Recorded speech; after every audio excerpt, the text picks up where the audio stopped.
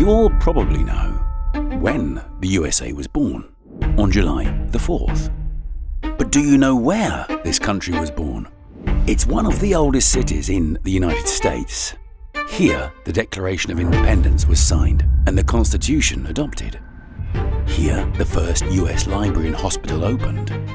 Here, ideas were born that changed the course of history. This great city is Philadelphia. But today we'll take a look at this city from a completely different angle, and we'll finally find out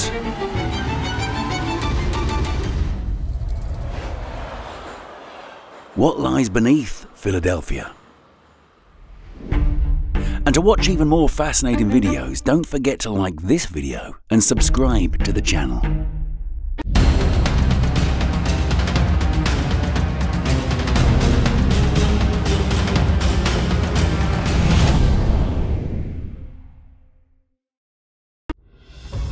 Beneath the streets of Philadelphia hides a complex infrastructure that supports the life of the city. At the very top, at a depth of 10 to 15 centimeters, 4 to 6 inches, lies asphalt, paving stones or concrete. At a depth of 20 to 30 centimeters, 8 to 12 inches, there's a base course of crushed stone, gravel or a sand-gravel mixture. For major roads, the base is concrete.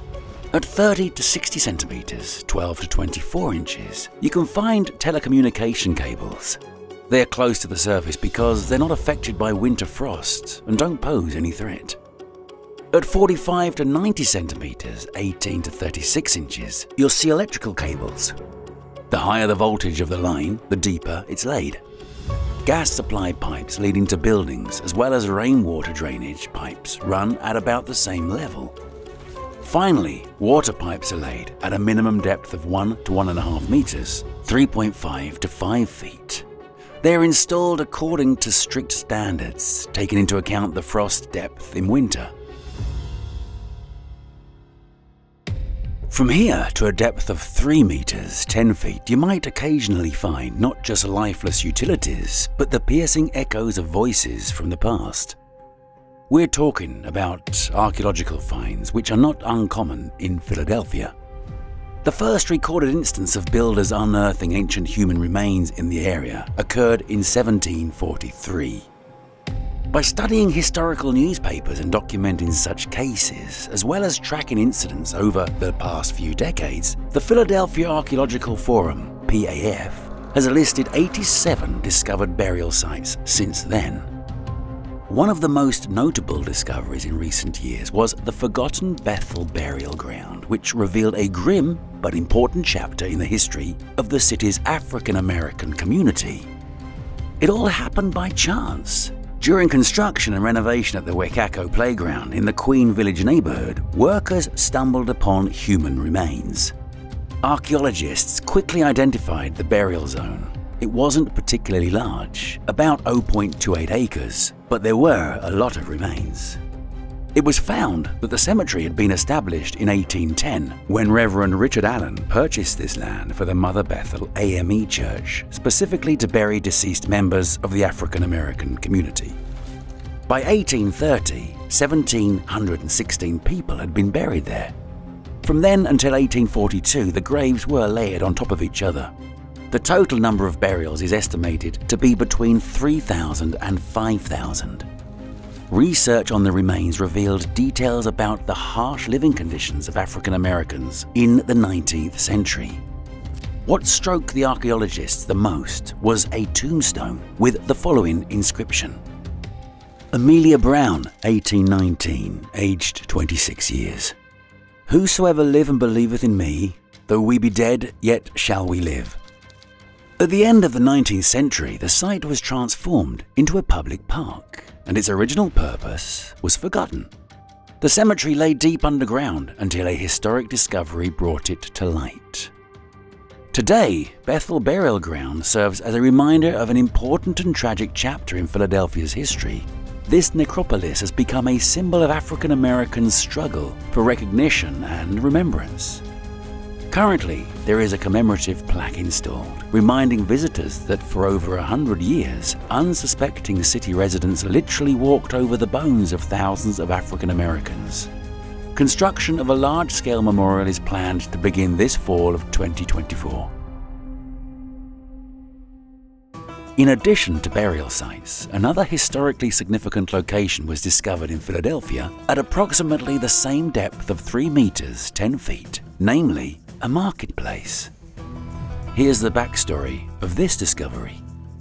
In early 2022, the Durst Development Corporation was preparing a site along the Delaware River waterfront on Vine Street for the construction of a 25-story building.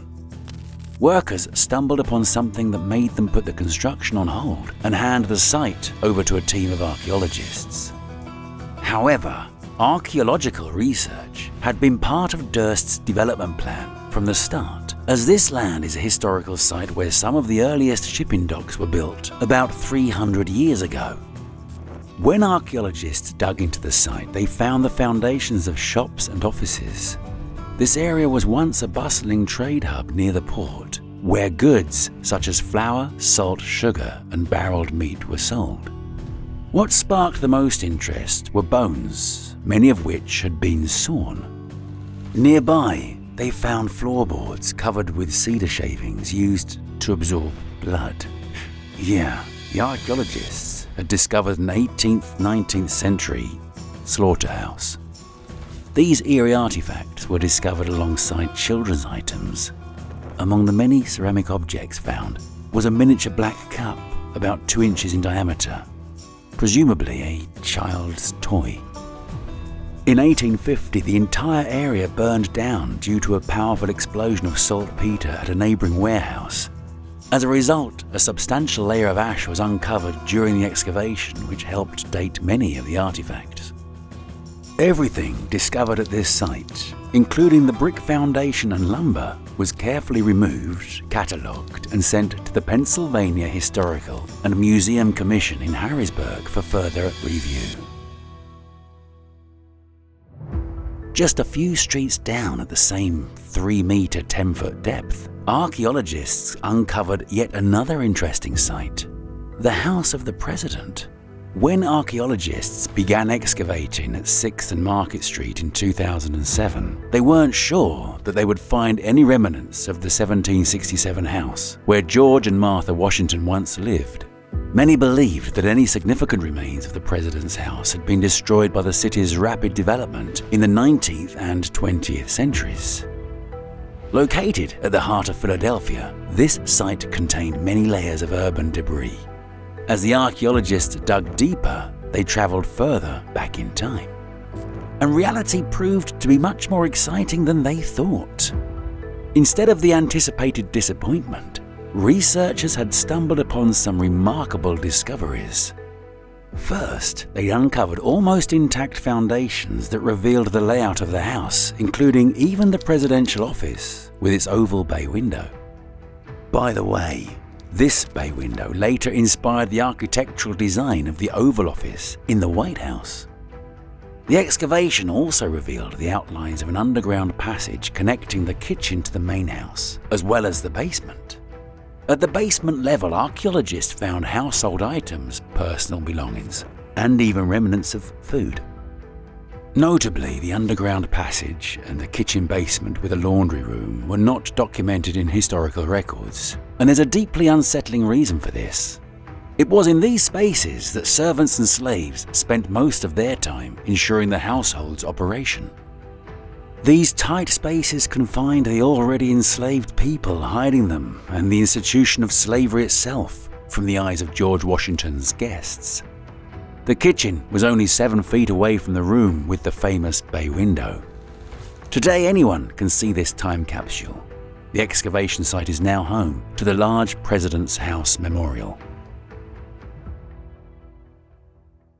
And if we dig a little deeper at around 4 meters, 13 feet, we'll find ourselves in the tunnels of a place whose every inch is steeped in the spirit of bondage. Eastern State Penitentiary, ESP, which opened in 1829 in Philadelphia, was intended to be one of the first truly reformatory institutions in the US, rather than a punitive one. Whether the correctional efforts were successful is a matter of debate, but ESP's architectural and engineering design doesn't fail to impress us, even today. Designed by architect John Haviland, the building featured a unique radial layout resembling the spokes of a wheel. This architecture allowed guards to monitor all prison blocks from a central tower. This concept made ESP one of the most technologically advanced prisons of its time.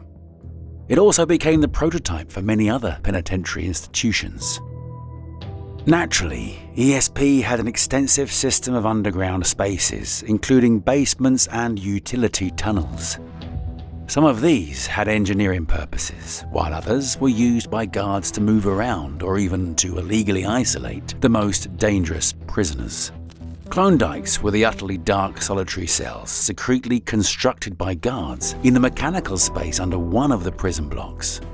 These spaces were miserable, tiny holes, too low and narrow for a normal person to either stand up straight or lie down. We'll get back to them because, approximately on the same level, the story of yet another dungeon begins. One that neither the architect nor the prison guards ever envisioned. The prison looks very imposing from the outside, making it hard to believe that anyone could escape. Nonetheless, some prisoners did try. One of them was a legendary Willie Sutton known as the Gentleman Bandit. In April of 1945, he and 12 accomplices completed the construction of a long tunnel from cell 68 under the prison wall. The chief engineer was inmate Clarence Kleindienst. The tunnel started with a 78-centimeter, 31-inch passage in the cell wall, then went down 4 meters, 13 feet, and continued horizontally about 30 meters, 100 feet beneath the prison wall. Spoons and tin cans were used as tools. The tunnel even had a basic ventilation and wooden supports. Halfway through it crossed a brick sewer collector, which eased the disposal of excess soil and other waste. Despite their efforts, most of the escapees, including Sutton, were captured the same day. As a punishment, they were placed in the above-mentioned illegal dark cells, the Klondikes.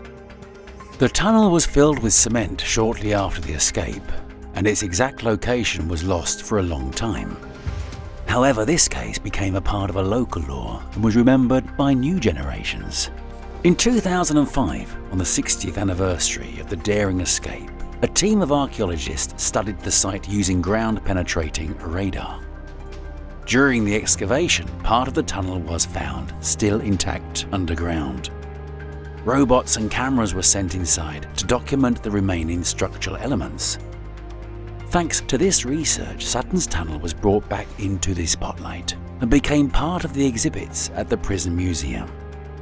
By the way, long before Sutton, many inmates were eager to leave the hospitable walls of this institution by any means. During the building's restoration in the 1930s, workers discovered about 30 unfinished underground tunnels dug by prisoners.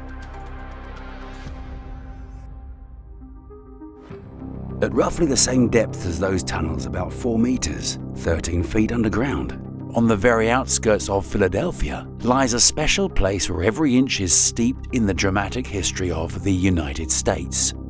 These are the dungeons of Fort Mifflin, built in the mid-18th century. This fort played a key role in the American Revolution and later in the Civil War. It's often called the fort that saved America. If you ever find yourself flying into Philadelphia, you'll be able to see the whole fort clearly as you approach runway 27R before landing. The dungeons of Fort Mifflin are a complex network of tunnels and chambers hidden beneath the main fortifications. Originally, they were used for storing ammunition. Later, the fort's casemates were converted into prison cells for disciplinary offenders, deserters, military criminals, and prisoners of war. During the Civil War, in 1863, a breakdown in prisoner exchanges forced both sides to detain thousands of captives. At that time, Fort Mifflin was being used as a military prison. The cells were overcrowded. According to the prisoners themselves, it was so dark that even during the day, nothing could be seen without a candle. There were no beds or bunks. Prisoners lay on wooden boards. They were fed only pork, bread, and beef, but the meat was often spoiled, causing severe food poisoning.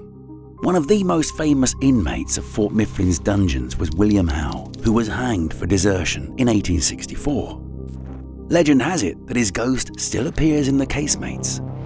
another spirit, the ghost of a soldier who died during the fort siege in 1777, is rumoured to still guard the casemates. But perhaps the most famous story is that of the Screaming Lady. It is said that a woman named Elizabeth, who lost her son at the fort, still screams in the casemates. Staff and visitors claim they sometimes hear her voice and see her shadow in old-fashioned clothes. You can find out for yourself whether these ghosts really exist. Fort Mifflin is now open to tourists, though only its historic section. Officially, Fort Mifflin still serves as an active base for the US Army Corps of Engineers, making it the oldest active military base in the US and the only active base that existed before the Declaration of Independence. Fort Mifflin's dungeons are not the only ones surrounded by mystery, rumours and superstition. There's another such place in underground Philadelphia at a depth of 4 to 5 meters, 13 to 16 feet. We're talking about the dungeons of the Masonic Temple in Philadelphia. Once, its South Tower was the highest point in Philadelphia. However, the public was more intrigued not by the highest point, but rather by the temple's dungeons. Rumour had it that the Masons conducted, or still conduct, secret rituals there of a somewhat unclear nature, which is a bit unsettling. But first, let's briefly discuss what this temple is actually about. This impressive historical building in Philadelphia was constructed between 1868 and 1873. It's located at 1 North Broad Street, right across from Philadelphia's City Hall. You might wonder, is this proximity coincidental or deliberate? The temple still serves as the headquarters of the Grand Lodge of Pennsylvania of Free and Accepted Masons. It also houses the Masonic Library and Museum of Pennsylvania. Thousands of visitors come annually to admire the richly decorated building, which includes 7 lodge rooms where various Philadelphia lodges and the Grand Lodge hold their meetings. Such openness seems at odds with the long-standing notion of the Masons as a secret society, allegedly controlling the world.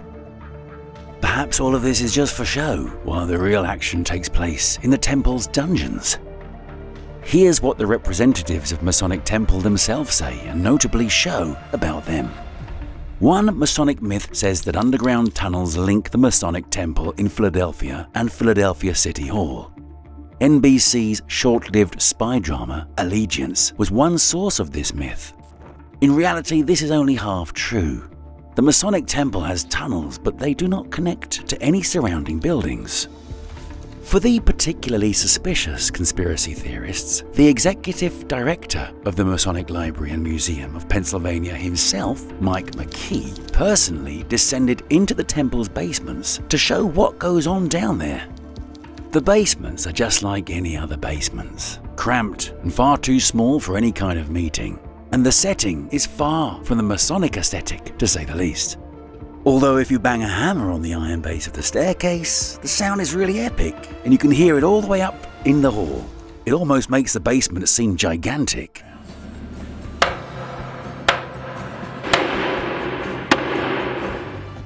Well, one must admit this tour will hardly convince everyone that there is nothing particularly secretive at the Philadelphia Masonic Temple, especially since McKee himself is a Mason, a member of Jerusalem Lodge No. 506, Philadelphia. And sometimes it seems as if nature hints that there's more to this temple than meets the eye. But even if those mysterious tunnels under the Masonic Temple don't exist, or if they are simply not shown to us, we do know where you can find some tunnels. However, there's no hint of mystery there, and they weren't exactly built for people. We are talking about some of the city's rivers that were incorporated into Philadelphia's sewer system tunnels at around 9 meters, 30 feet underground. A little backstory here. Much of Pennsylvania is covered in rivers and streams. Home to 6 major watersheds, the state is practically seeping with water. However, despite being wedged between 2 large rivers, Philadelphia seems a bit dry. Moreover, if you look at historical maps, you'll see that the area of Old Philadelphia was once crisscrossed by streams, springs, swamps, and ponds. There were at least several notable rivers that served as tributaries to the larger rivers we've mentioned before, the Delaware and Schuylkill rivers. What happened here? Well, the same thing that happened as in almost any other major city in the world. Philadelphia's population grew along with its economy, and by 1900 the city had more than 1 million residents. So some rivers were buried underground in extensive tunnel systems to carry sewage and stormwater to treatment plants before being released into the Schuylkill River. One example is the Mill Creek Stream, which was strong enough to serve as a power source for sawmills and gristmills in the early 19th century. In the 20th century, people stopped using it in this capacity and sent it underground to retire.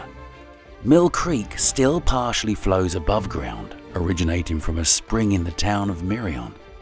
You can see its waters disappearing into a tunnel near the Overbrook Regional Rail Station. And in 1952, a major sinkhole opened up on Sansom Street, right over the artificial channel of Mill Creek, briefly exposing part of the city's hidden underbelly to its residents.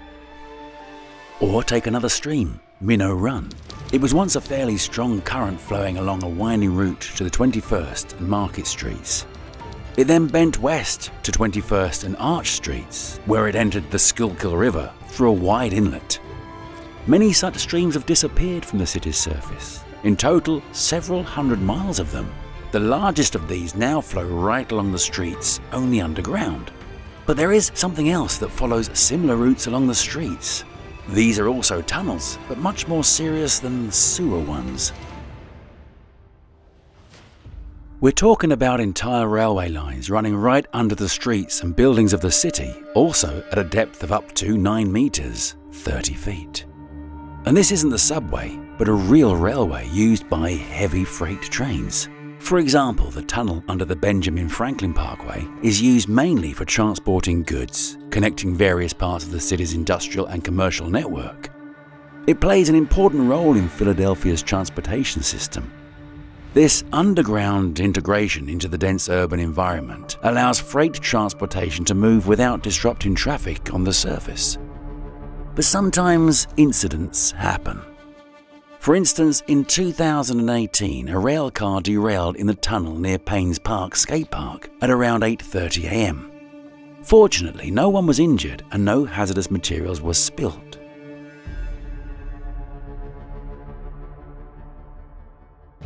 In general, the purpose of railway tunnels where trains can run is clear. They're an integral part of the transportation system. However, in Philadelphia, there are tunnels at about the same depth that have not been used for many years and have since turned into eerie places. Perhaps the most notable of these is a massive abandoned tunnel stretching from 27th Street all the way to the city centre. Few people know, but this underground passage is part of the City Branch, an extension of the Reading Viaduct. Incidentally, the viaduct itself was abandoned for many years until the start of restoration efforts in 2016. The City Branch Tunnel now formally belongs to SEPTA, Philadelphia's transit authority, but the city has yet to decide what to do with it. Only rare enthusiasts dare to walk through this tunnel, risking encountering unpleasant things. Dirt, trash, homeless encampments, their waste, or something even worse. The question is, why did this massive tunnel end up abandoned? The reasons are complicated. A partial de-industrialization of the city, changes in logistics, and economic factors. Plus, the delivery of large volumes of newsprint by rail became obsolete. There were plans to freshen up the tunnel as part of the Rail Park project, but so far the tunnel has retained its grim aesthetic. And here we've finally reached the most complex, tangled, occasionally unsafe, and in some parts mysterious aspect of Philadelphia's underground world. We're referring to the Philadelphia subway, which reaches depths of up to 12 meters, 40 feet. Its history dates back to the early 20th century, when the rapidly growing city needed fast and efficient transportation to handle increasing passenger flows. The first section of the subway was opened in 1907, connecting 15th Street Station with 69th Street. This line was later extended east and west, eventually evolving into the most extensive system known as the Market-Frankfurt Line. The second main subway line, the Broad Street Line, opened in 1928, connecting the northern and the southern parts of the city. Today, Philadelphia's subway is operated by SEPTA. Southeastern Pennsylvania Transportation Authority, and includes the same two main lines, Market Frankford and Broad Street. Of course, they've significantly expanded since then. They're also unfinished and abandoned tunnels and stations, and these places are perfect mystery hunting spots. Alongside the subway system, a whole network of underground passageways, lobbies and other spaces of unclear purpose has formed under Philadelphia year after year. This network is now known as the subway concourses.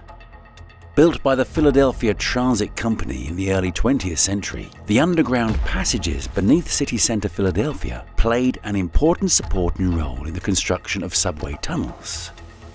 Over time, they expanded into a large network of underground pedestrian walkways and spaces for various purposes. Eventually, the system came to include 3.5 miles of tunnels and hidden corridors running from 8th to 18th Streets and from South Street to Walnut and Locust Streets. It's absorbed many shops, building entrances located above, and even a police station. This entire maze was created as part of the subway construction, not for pedestrians to take shelter from bad weather. The first subway line was built using the cut and cover method. Workers dug deep trenches from the surface to lay tunnels. This damaged buildings and temporarily rendered some streets inaccessible. To minimize the impact, additional tunnels were built to move materials and workers underground. These pathways later evolved into concourses.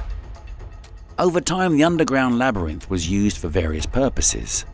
In 1977, the opening of the underground The Gallery Mall attracted shoppers.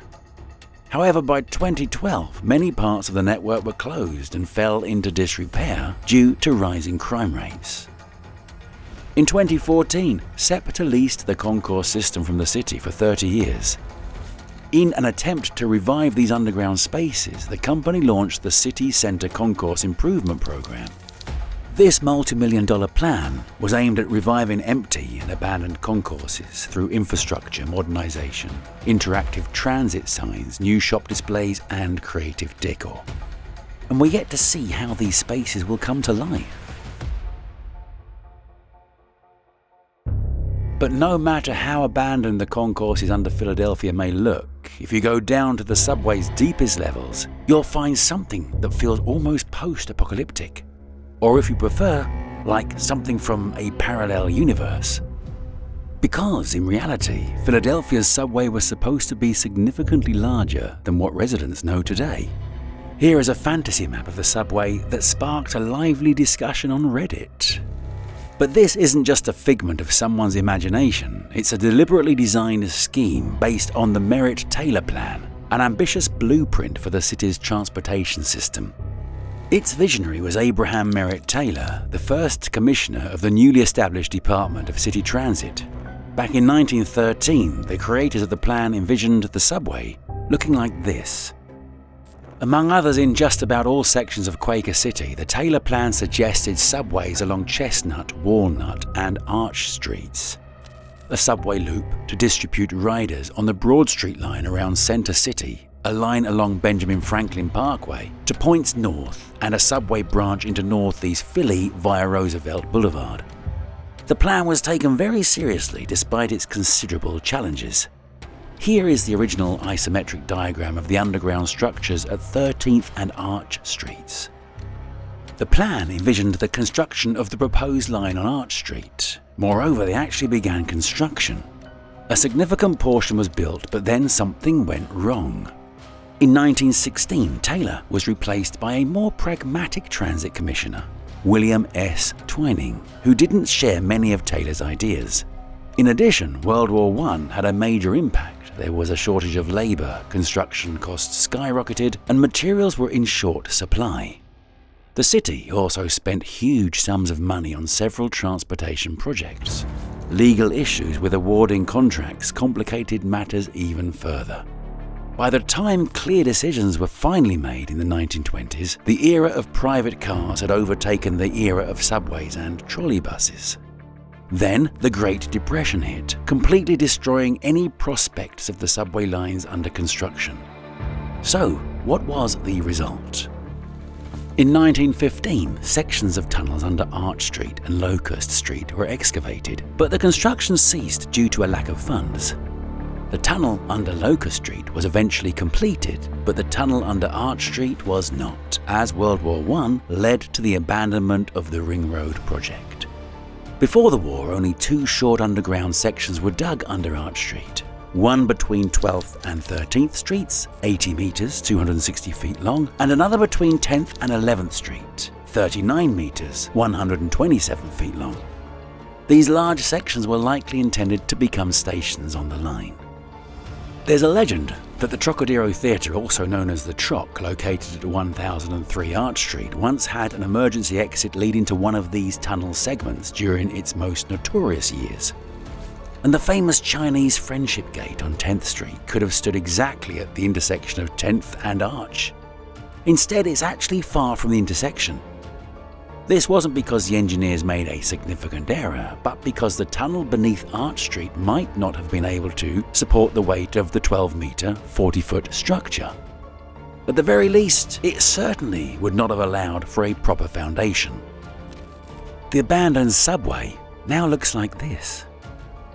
Two metal gates on the sidewalk of Arch Street are the only entrances to these abandoned tunnel sections. If there's anything even darker and less pleasant beneath Philadelphia, well, it's not hard to guess what it is. Naturally, we're talking about Philadelphia's sewer system, which reaches depths of up to 15 meters, 50 feet. One of the oldest and most fascinating in the US. Built in the early 19th century, it's grown into an extensive underground labyrinth. If all its pipes and tunnels were laid out in a straight line, they'd stretch across the entire country. Over 4,000 kilometers, 3,000 miles. That's approximately the distance from New York to Los Angeles. In its early years, the city suffered from poor sanitation, and waste was often dumped directly into the streets. When the city first introduced a water supply system in the early 1800s, the need for wastewater removal quickly became evident. By the 1830s, the construction of proper sewers was long overdue. The first tunnels for stormwater and sewerage were built by hand. They looked like arched structures built of bricks, as in many other cities. The bricks were laid with such precision that many of them have not needed repairs in nearly 200 years. Some sections are still functioning without major modifications. The old arched brick sewers can now be considered monuments of underground architecture. Some of them were originally intended as backup water reservoirs and went unused for quite some time. In fact, they were forgotten for many years until astonished engineers rediscovered them during sewer renovation in the 1960s. Today, Philadelphia's sewer system not only handles wastewater, but also helps control flooding. Special reservoirs absorb excess rainwater, helping to prevent floods in the city centre. This is especially important given that the system processes more than 1.7 billion litres, 470 million gallons of wastewater daily. Enough to fill nearly 700 Olympic-sized swimming pools every single day. The main task for the sewers design was to minimise construction costs, so the sewers were often laid along natural riverbeds and streams. In these areas, engineers used the valley's terrain to ensure an optimal slope and avoid digging too deep, thereby saving money. However, it seems the city will have to shell out some more money in the future. This is because Philadelphia continues to experience occasional issues with its sewer system. To address the problem, the Wingo-Hocking Relief Sewer Tunnel project has been designed. It involves building a high-capacity tunnel at a depth of up to 30 meters, 100 feet. The only issue is that the project's budget is calculated in billions of dollars. But if this problem is resolved, underground Philadelphia will become twice as deep as it is now.